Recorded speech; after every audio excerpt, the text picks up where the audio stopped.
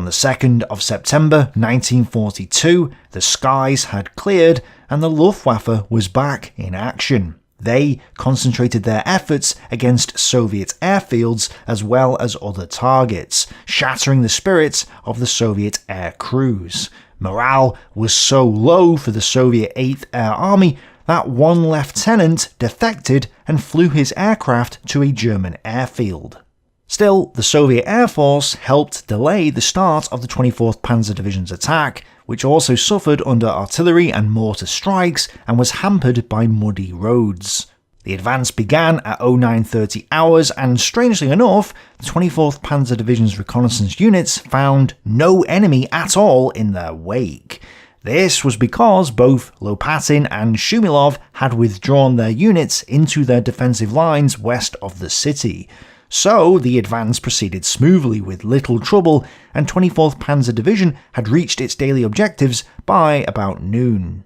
They did want to go further, but due to a solid line of Soviet defenders, and because 14th Panzer Division was slow to catch up, they had no choice but to wait. Strong enemy forces with artillery and tanks in Pashanka, tank trench and positions east of Alexeyevka, heavily occupied by anti-tank guns and anti-tank rifles. The initial rearward movement of the enemy to the east during the day stopped in the afternoon. As this was happening, the 71st Infantry Division and the Romanian 20th Infantry Division advanced towards each other and now linked up.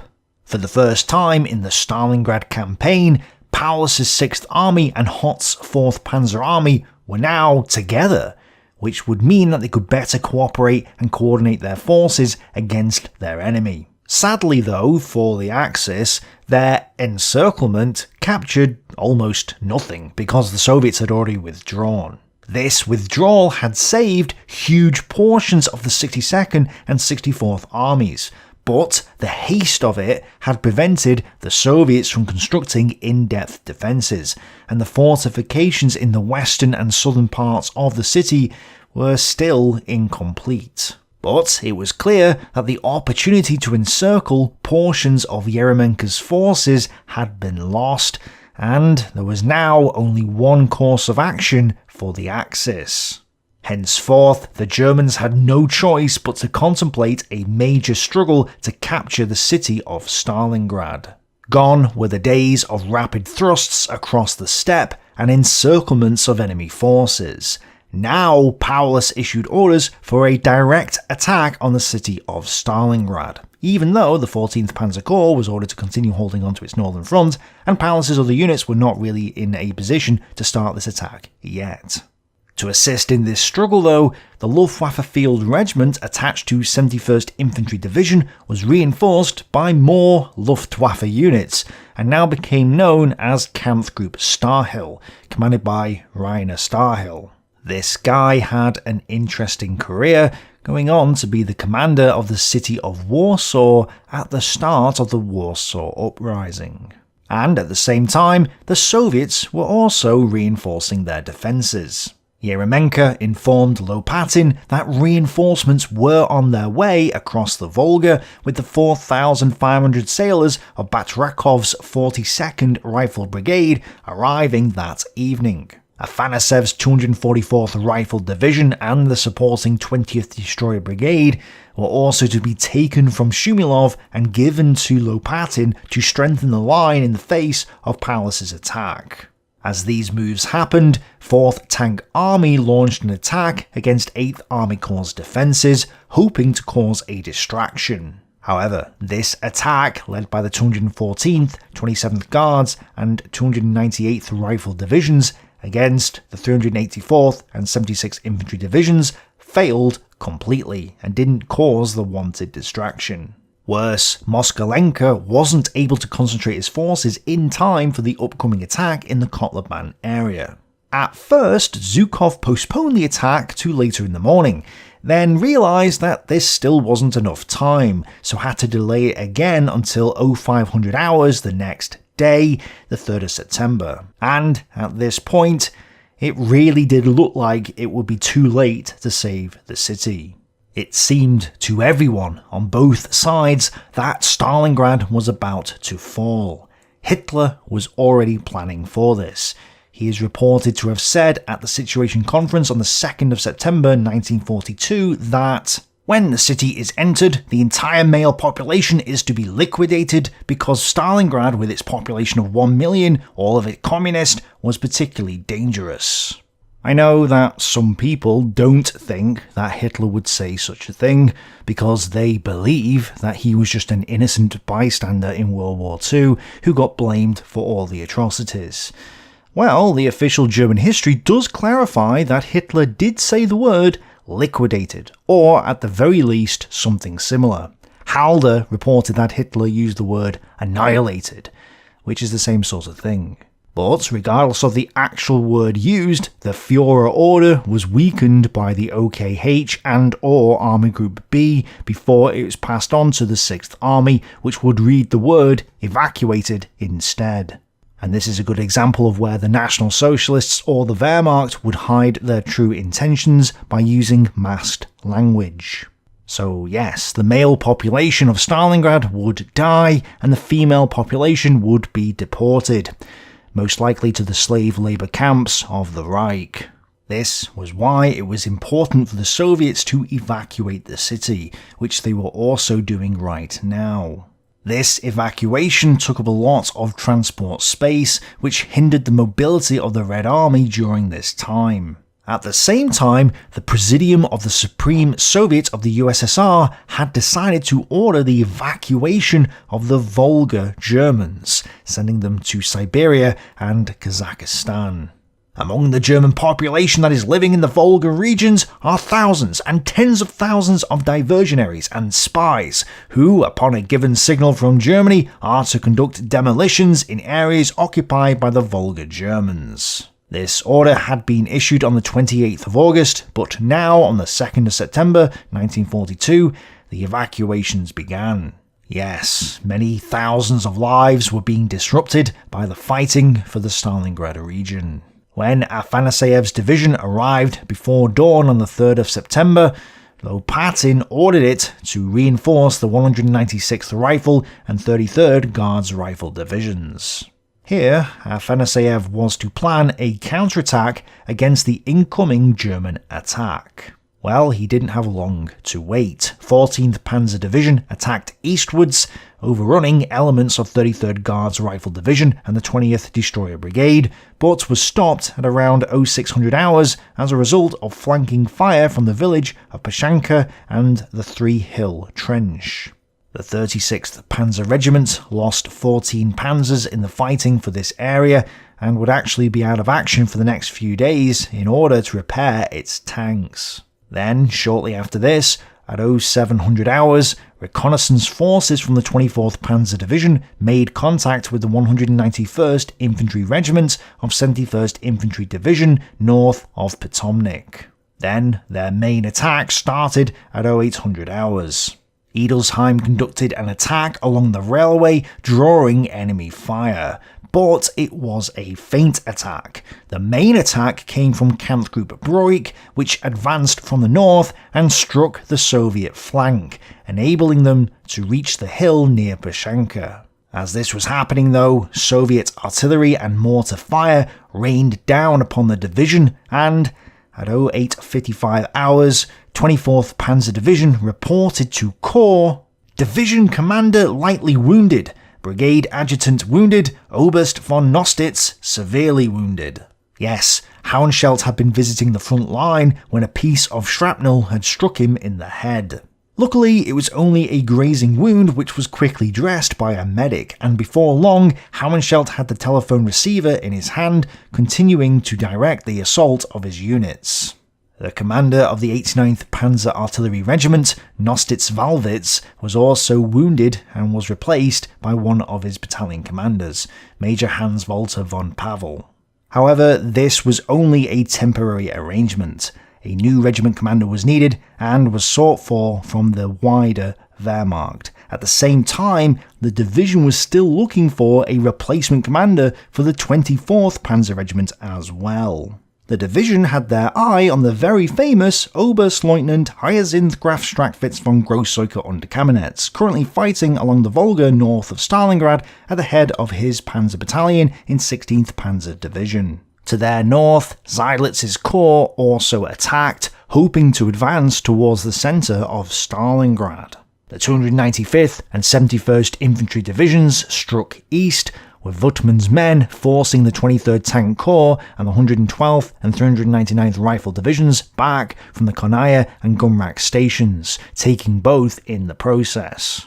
Hartmann's troops battled the forward regiments of Ermolkin's 112th Rifle Division and savaged them heavily, along with the two supporting tank brigades from 2nd Tank Corps. The 191st Infantry Regiment also overran Ivanov's 196th Rifle Division, capturing Opatnaya Station, which is roughly where the N of the word Stalingrad is on the map.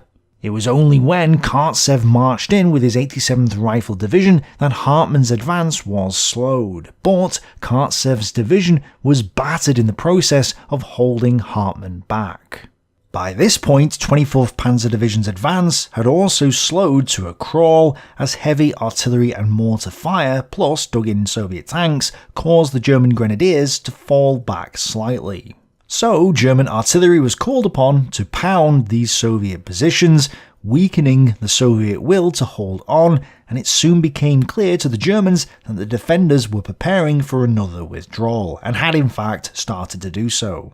As a result, by the end of the day, the villages of Alexievka and Krutienki had fallen to the 24th Panzer Division, itself whittled down to 36 panzers and had taken 143 casualties in the process.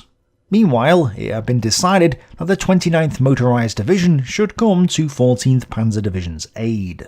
71st Infantry Regiment, supported by the 9 operational panzers of Petch's 129th Panzer Battalion, launched an attack on the Three Hill Trench area at 1500 hours. However, Soviet artillery and Katyusha rocket fire soon brought this assault to an end as well.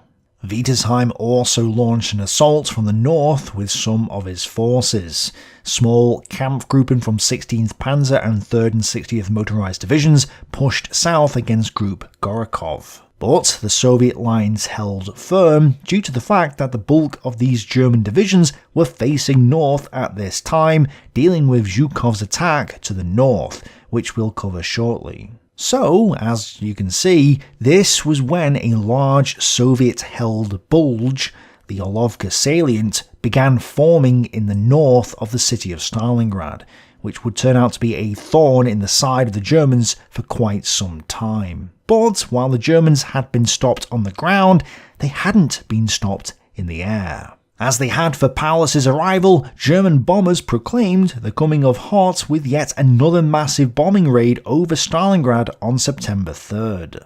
A 24-hour relentless raid against the already ruined city, this crushing attack, similar in scale to that of the 23rd of August, destroyed 64th Army's command centre and almost killed Zhukov. Zhukov continued working as dust and soil poured through the cracks in the roof of the headquarters dugout as bombs pummeled them for several hours. But he and the staff at 64th Army headquarters ignored the bombs and carried on answering telephones and issuing orders. Suddenly, our dugout seemed to be thrown into the air. There was a deafening explosion. Abramov and I found ourselves on the floor, together with the overturned desks and stools. Above us was the sky, choked with dust. Lumps of earth and stones were flying about, and around us people were crying out and groaning. When the dust had settled a little, we saw an enormous crater some 6 to 10 yards from our dugout. Round it lay a number of mutilated bodies, and scattered about were overturned trucks and our radio transmitter, now out of action. Our telephone communications had also been destroyed. The main headquarters of the 64th Army had been destroyed, but another signals post was nearby. Zhukov set off in a truck towards it, chased by a Stuka. Dodging its bombs, he managed to reach the signals post and re-established contact with the army's units. Clearly though, 62nd and 64th Armies were in trouble. But don't worry, they weren't alone, and Zhukov was going to help them. On the 3rd of September 1942, the strength of Army Group B was roughly 980,000 men. Of these, there were 580,000 German and 400,000 Allied troops. Army Group A's strength was 300,000 men, including both German and Allied soldiers. This means that, despite the necessity of getting the oil of the Caucasus, the priority for the Axis had shifted to the long northern flank, which needed to be stabilised. Of the 980,000 men of Army Group B, 425,000 troops belonged to the Italian 8th, German 6th, and German 4th Panzer armies. These faced the Stalingrad and southeastern fronts, which had 8 armies in total and 470,000 men at the front. But there were another 80,000 men behind the lines under their command, for a total of 550,000. In addition, according to Glantz, the 6th Army had roughly 250 tanks, and the 4th Panzer Army had 300 tanks on the 3rd of September 1942. The Soviets in their area had between 550 and 650 tanks, and the Red Army Air Force had 226 aircraft compared to the Luftwaffe's 950. Personally, when it comes to the equipment at least, I think he's overstated the numbers on both sides, but I haven't got any better numbers, so we'll just have to go with it for now. It's interesting though that while the Soviets had more troops, they didn't outnumber the Axis by considerable amounts.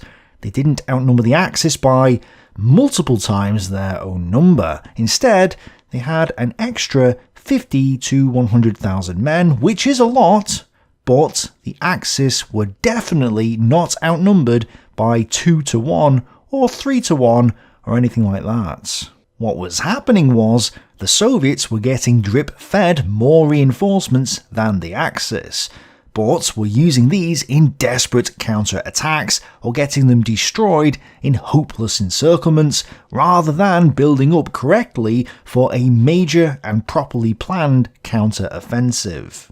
They did this for a number of reasons, including desperation, but regardless of the reason, the Red Army didn't always vastly outnumber the Axis at this stage of the war. And the reason I'm pointing this out is because, by reading the German accounts, you get the impression that the Soviets sent in wave after wave and horde after horde of men and tanks against the Axis, but in reality, it wasn't quite like that. Yes, having an extra 100,000 troops on the field of battle may have allowed them to concentrate in one area and give the impression to the Germans that they were facing unlimited hordes, but the same could be said for the Soviet side. We've seen previously that Hott had shifted his forces and sent the 48th Panzer Corps plus Romanian troops against the 126th Rifle Division. I'm sure to the men of the 126th Rifle Division it would have seemed like they were facing hordes of Germans, and they were, but only on the tactical or operational level. Both sides had the capability of shifting forces around to form spear points that could pierce and overwhelm certain sections of the front. But in the early part of the war, it was the Germans who managed to do this successfully, whilst the Red Army only managed it later. Now, on the 3rd of September 1942, there was a reason that the Soviets had gathered an extra load of men and tanks, and that was because they were about to launch a new offensive in the Kotluban area north of Stalingrad. Zhukov, Deputy Supreme Commander of the Soviet Union, was in charge, and his plan was for the Stalingrad front to simply smash their way through to Stalingrad. And it's worth pointing out at this juncture that Glantz is really the only author to actually cover the Kotluban battles in detail. There are others, Isaev and Mark especially, but glance covers the whole event and is by far the most detailed, so a lot of the information in this video comes from volume 2 of his Stalingrad series. So if you want more info, that's the book you need to get.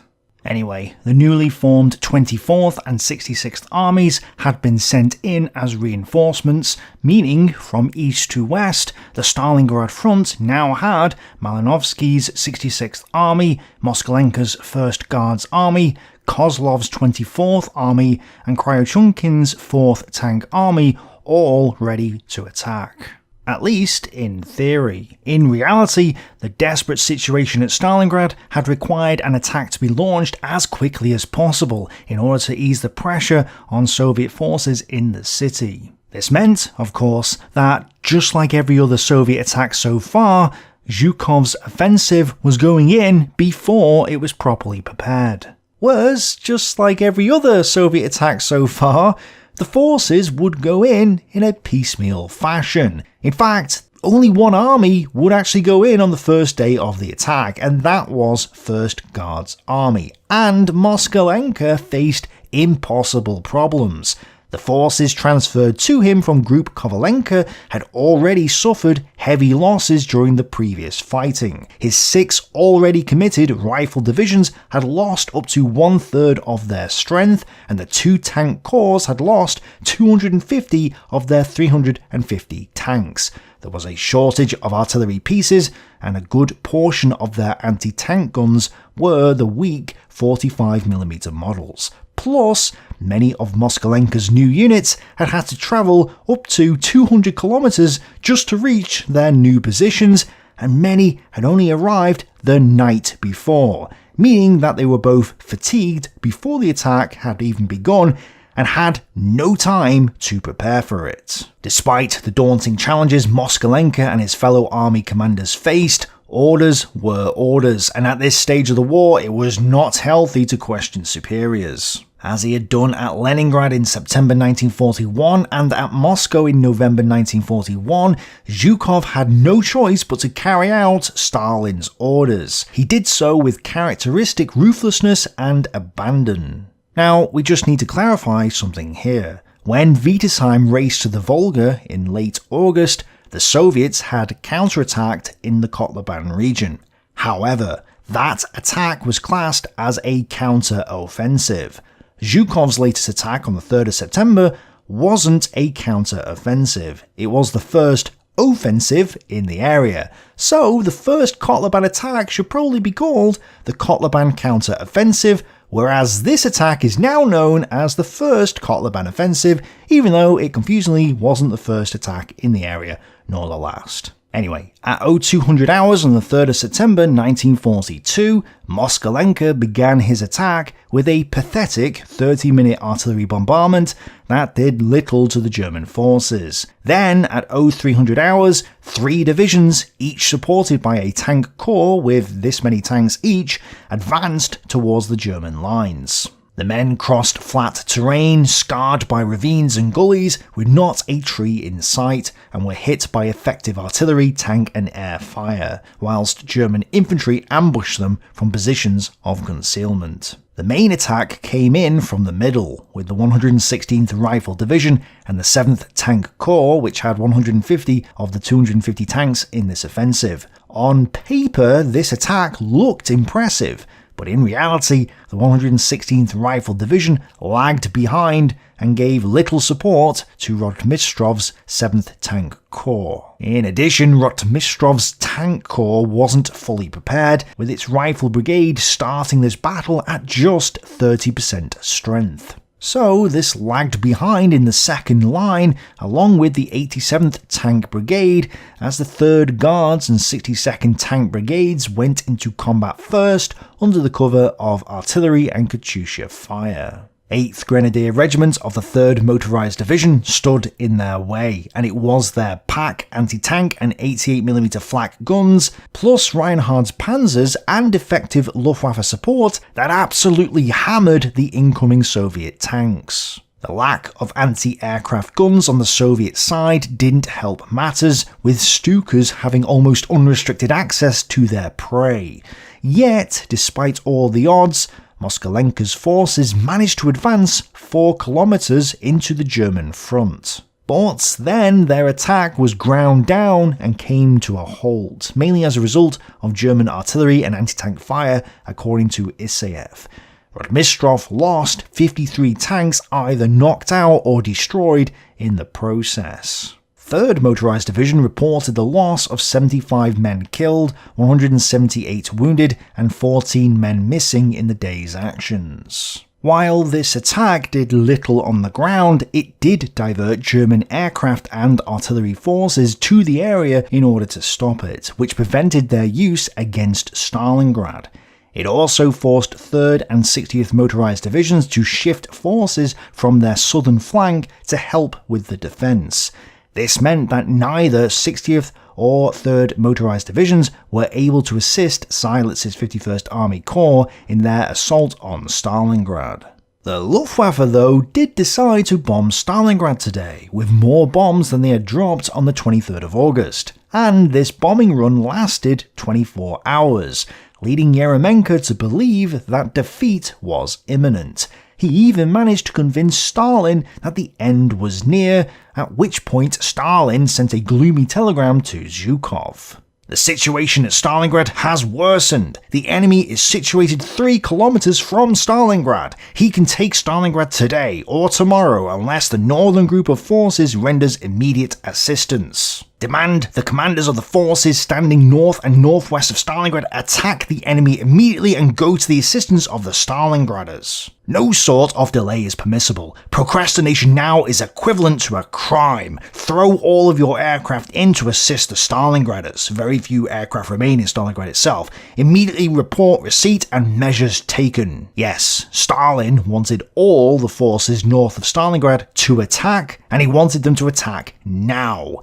A hasty decision, but clearly one born of desperation. Knowing that his forces weren't ready for this, Zhukov rang Stalin to protest. Stalin then asked Zhukov if he thought the Germans would wait until he was ready to attack. Regardless whether they were ready or not, Stalin demanded action and only allowed a delay until the 5th of September because ammunition supplies for the attack had not yet arrived. Then, on the 5th, he said everything must be thrown in. If the enemy starts a general offensive against the city, you must attack at once, even if you are not fully prepared. Your main task now is to divert the German forces from Stalingrad and, if possible, wipe out the corridor. So, the attack would continue, driven by despair and the fear of losing the city of Stalingrad.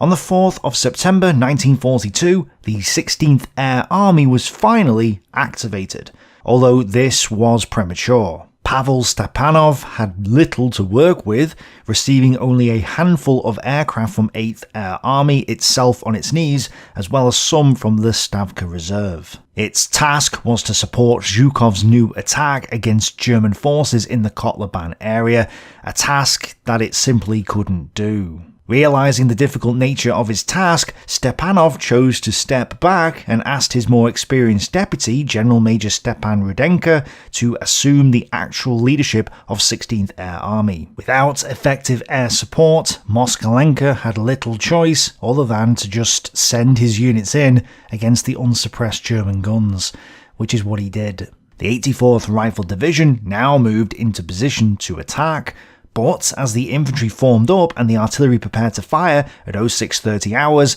the Germans opened up with their own artillery first, wrecking the 116th Rifle Division's infantry and battering the Soviet artillery units. Delayed by this, the Soviets attacked at 0830 hours instead, and it seems that the German bombardment caused the Soviet infantry to keep their heads down since the 7th Tank Corps moved forwards once again without most of its infantry support. Massive Luftwaffe air attacks then shattered the Soviet units, and the offensive faltered before it had even begun. In fact, the Luftwaffe had prevented the Soviet attacks west of the Milch farm from even happening, with only minor skirmishes occurring there. 84th Rifle Division did take some ground, and around 75 tanks did manage to advance quite far into the German lines, but were halted by the 53rd Motorcycle Battalion and flak gun elements. To the south, other Soviet forces tried to help as well. Having realised that the western flank needed propping up,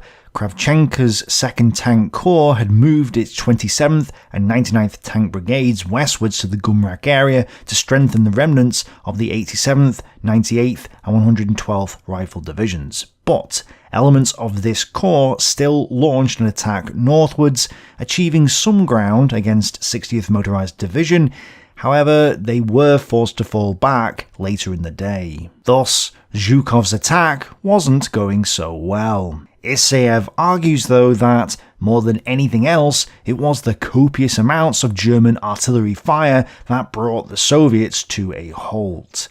Either way, by the end of the second day, 7th Tank Corps alone had lost 1,302 men and 22 tanks, bringing the total to 77 knocked out tanks for the 2 days of fighting. 3rd Motorized Division had lost 440 men. The knocked out tanks then became improvised pillboxes. The German soldiers holed up in the tanks, rained a hail of lead on the attackers. Army Group B did report Moskalenka's attack, but denied that it had any influence on Paulus's advance towards Stalingrad, suggesting that Zhukov's first Kotluban offensive had done little so far to stop them. That's not to say that Paulus's men were having an easy time advancing towards Stalingrad.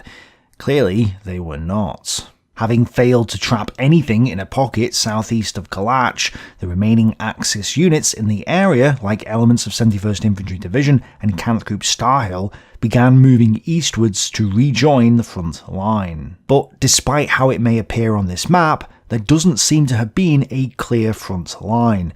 And as Worcester's artillery battery marched through a ravine, a Bolka, they came under fire from a Soviet T-34. Turning around in the narrow ravine was out of the question, nor was it feasible to get a howitzer into firing position, so we went forward, putting a larger gap between each vehicle and praying we would get through. To me, it felt like the shells were whistling through the legs of our horses. Luckily for Worcester and his men, the T-34 was firing armour-piercing rounds, not high-explosive. Armour-piercing shells don't send as much shrapnel into the air or cause as much damage to infantry targets as high-explosive shells do. So they all got through without being hit once, and the T-34 withdrew. It was beyond our comprehension that we were not hit once. As this was happening, Yenika's 389th Infantry Division marched up to the Konaya station area to replace Wuttmann's division in the line. This allowed Wuttmann to move south to the Gumrak airfield and station area, where he faced the dregs of Yermolkin's 112th Rifle Division, which was down to just 285 men at this point, but supported by about 35 tanks. These tanks, with little infantry support, would have almost no chance against Wuttmann's division, especially since it was supported by elements of Hartmann's division, including Worcester's battery. An 88mm anti-aircraft gun drove past our emplacements towards the front. From my observation post, I looked out towards Gumrak railway station, in the vicinity of which the 88mm took up position, and quite an unprotected one too. When it began to fire with a flat trajectory at the railway embankment, I noticed the turrets of several T-34s behind the embankment, which were returning fire. It turned into a violent duel, from which the flak gun emerged victorious. Several tanks were burning. Worcester's battery also fired their 15cm howitzers at the embankment, compelling the remaining T-34s to fall back. With their help, Wuttmann and Hartmann's divisions quickly cleared the Soviets from Gumrak airfield and the station area. Hartmann's division had also pushed the 196th and 87th Rifle Divisions back as well, although this had come at a cost. A shell smashed into an artillery limber, with Worcester himself hit in the arm. As a gun commander was joking with him, probably trying to cheer him up, Another shell knocked the gun commander off his feet. It turned out that Wooster was only bruised, but the gun commander died of his wounds. This all happened on the 4th of September 1942. I later learned that on this particular day, the brother of my future fiancée had been killed. Well, Wooster's bad day aside, the 71st Infantry Division was now just 5 kilometers east of the suburbs of Stalingrad. And this obviously wasn't good for the Soviets, so Lopatin now ordered a counterattack against Hartmann's division. Afanaseyev's 244th Rifle Division was ordered to prepare for this, which it began to do. Slightly further south, Stuka's and Henschel's provided support for Hohenschildt's 24th Panzer Division as it prepared to advance as well. 21st Panzer Grenadier Regiment fired yellow flares up into the air to indicate where they were, but unfortunately the Soviets decided to mimic them and also fired yellow flares into the air. This tricked the Luftwaffe pilots, who then decided to drop their bombs on the Germans. Some German vehicles were smashed, 2 men were killed, and more were wounded. Worse, the 35th Guards Rifle Division and the 20th Destroyer Brigade offered substantial resistance around Voroponovo, with dug-in and hidden T-34s knocking out some of the German tanks. They managed to capture Voroponovo, but it wasn't possible to go much further.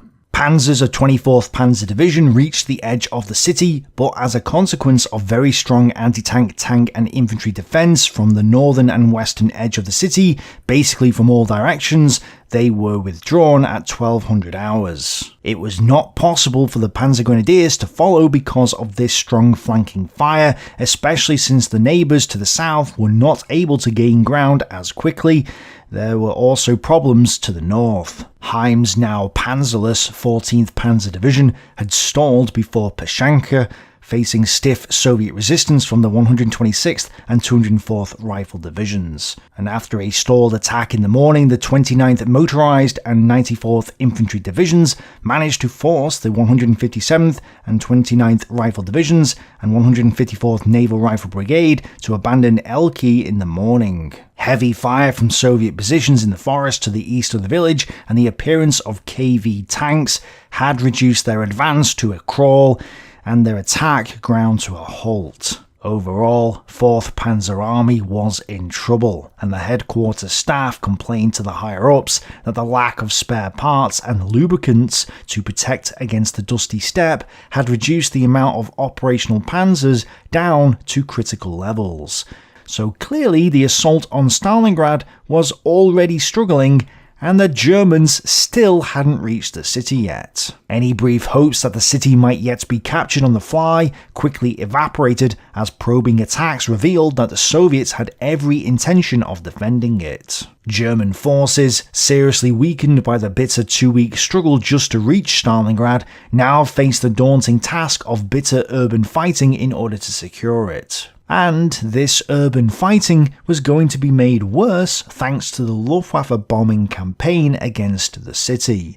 This photo from the German Federal Archive shows a group of civilians in the ruins of Stalingrad during the September of 1942. It's clear that, even by this stage, the city was completely wrecked. Rubble was everywhere, which would hinder movement and provide the defenders with extra cover during the fighting. But there is a debate about how effective this bombing campaign was in other ways. If the point of the air attacks had been to crack the morale of the defenders and the civilian population alike, it was soon obvious that that had not happened. Well, it may have cracked the morale of the civilian population, since there had been a mass panic and flight from the city in the previous days as the NKVD units moved north. And we've seen quite a few Red Army soldiers so far surrender to the Germans, with tank crews and air crews deserting from the Soviet side. But that may or may not have to do with the bombing campaign itself. However, what we can say is that Soviet morale was low at this moment in time, with even Lopatin, 62nd Army's commander, being in a depressed and pessimistic frame of mind.